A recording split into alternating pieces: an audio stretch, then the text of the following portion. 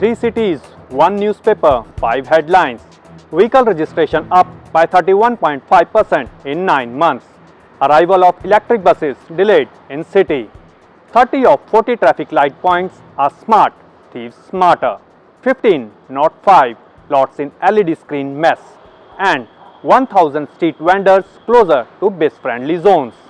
Thanks for joining the 75th edition of Monday Review. I am your host Rajinder S. Nagakoti with new insights from 7 days of reading TOI. As you might have guessed from the headlines, today's special is on the present and future of the local transport system. The local demand for cars and bikes has bounced back from the pandemic slump, with the vehicle registration increasing by more than 31% in the first 9 months of this year. The figure raised from 19,005 to 25,005 without dropping a gear. Before COVID-19, this figure was 43,986 in 2019 and 45,000 plus this year before. So many new cars means what? The UT's Traffic Advisory Council claims that the rising number of vehicle registration was at the heart of traffic congestion. Increasing the registration fee and paperwork had also not helped. So the council explored Mass Rapid Transport System or MRTS. The former administrator had launched a system of registering new private vehicles at dealers to cut queues and rounds of the RLA office. Chandigarh has 52 automobile dealers. To this city of cars with the country's highest vehicle density comes the Bharat or BS series registrations. The Transport Ministry announced the series on August 26 for the vehicle owner who get transferred outside their states. Rules so far forbid flying with another state's registration number beyond 11 months from migration. The vehicle must be re-registered, a cumbersome process. The BH number will look like the first two digits being year of first registration and BH the series code. Defense personnel, government employees and PSU workers will like this facility the most. Speaking of liking, EVs or electric vehicles are the new spark in the lives of automobile hunters. The cheaper and more cost-saving variants are out with lower and lower charging times. There's going to be a draft policy as well on EVs in Chandigarh. I talked to the officer Debendra Dalai, CEO Crest, who is going to help roll it out. Listen to what he said on the status of transition, number of charging stations, e-bus trials and incentives.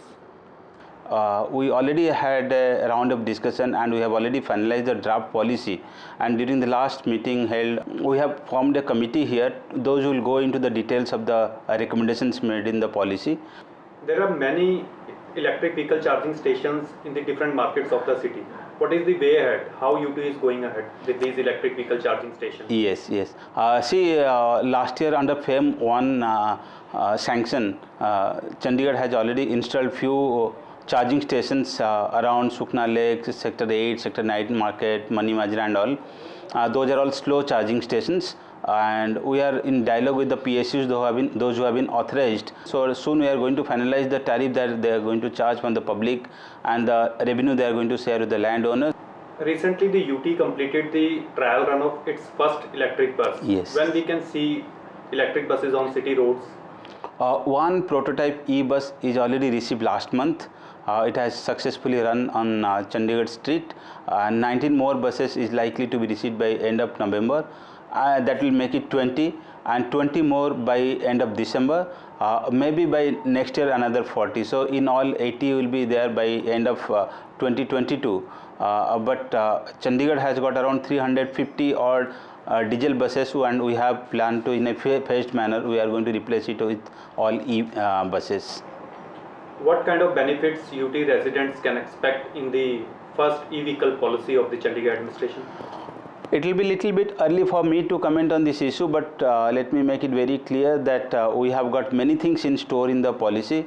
Maybe some additional subsidy over and above the subsidy of Government of India for the four-wheeler owners, that is at the rate of 10,000 we have proposed per kilowatt, and keeping a ceiling of 1.5 lakhs.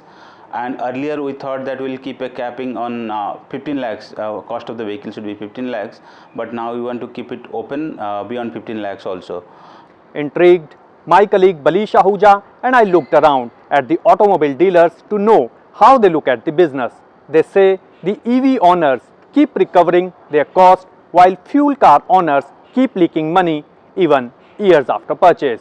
Main जो question उठता है कि EV हम क्यों लें, तो EV सबसे बड़ी इसलिए लेनी ज़रूरी है आने वाले वक्त के हिसाब से भी, और जो हमारा डेली फ्यूल प्राइसेस इंक्रीज़ कर रहे हैं जैसे, उसमें बहुत इको फ्रेंडली रहेगी, पॉकेट मनी फ्रेंडली रहेगी, हमारी जेब में 4 पैसे बचेंगे तो हमें अच्छा ही लगेगा। दूसरा क्या है कि आप एक कार जब आप लेते हैं फ्यूल कार, तो वो आपकी लाइफ टाइम आपसे कुछ ना कुछ लेती रहती है, कभी सर्विस में, फ्यूल में तो ले ही रही है हर रोज़। बट इलेक्ट्रिक कार में आपका जो फ्यूल कॉस्टिंग था एनुअली, उसके कंपैरिजन में आपको ये सेविंग्स ही दे रही है, और ये छोटी मोटी सेविंग्स नहीं है, बहुत बड़ी सेविंग्स में जाती है। जब आप फुल कैलकुलेशन लेके चलते हो तो इन केस आपने 10 ईयर्स की कार रखी है अपने पास और आफ्टर 10 ईयर्स इसे सेल भी करोगे तो ये अपनी वैल्यू अपनी पूरी दे चुकी होगी। फुली ऑटोमेटिक है, कोई लैग नहीं है, कोई साउंड नहीं है, कोई वाइब्रेशंस नहीं है। एज़ फ्यूल कंपैरिजन में जो इसकी बैटरी लाइफ भी है वो कहीं ज़्यादा है। तो एज ए ले मैन जिसका डेली का रन भी 50 या 70 किलोमीटर्स है, तो वो 10-15 साल या 20 साल इसकी गाड़ी को बड़े ईजिली ड्राइव करेगा। और रही चार्जिंग वाली बात, जो मेन चैलेंज है, तो 3 किलोवाट सिंगल फेस करंट हर जगह पे अवेलेबल होता है। As the officer said, e-bus is going to be the future. The first electric bus had hit the city roads on August 11. After a long trial, the transport department asked the bus maker to make technical changes to the design. So the city's wait to get electric buses got longer. The arrival of 40 buses in 2 batches will take until December 30, says the UT Advisory Council Subcommittee on Transport. Its report to the governor mentions a deal with Ashok Leyland for these buses tested in city conditions. Earlier, the city was to receive a fleet of 19 by September 30th and another 20 by October end. As baby fever cases surge in the Tri-City, big hospital ran out of beds. The PGI's pediatric emergency for COVID care, going through a time-consuming upgrade of the ICU beds and ventilators, is overwhelmed by a surge in non-COVID infants. 3 to 4 babies are put on one bed. The Sector 32 hospital that registers 200 newborn a day had 60 of those sick this week. No ventilator is vacant in the pediatric emergency when cases of dengue fever, snake bite, scrub typhus and influenza B have risen. There are more referrals than the PGI can handle. 50 of those children have respiratory trouble. The infant ward gets 28 more beds. Ramila is back, and the Ashwin Navratra rush at the Mansa Devi shrine tempered the spirit of COVID protocol. Enjoy these festive images, and we will see you next Monday. For your TOI copy, call us at this number 1800-121-0005. Please like, share and subscribe and get vaccinated.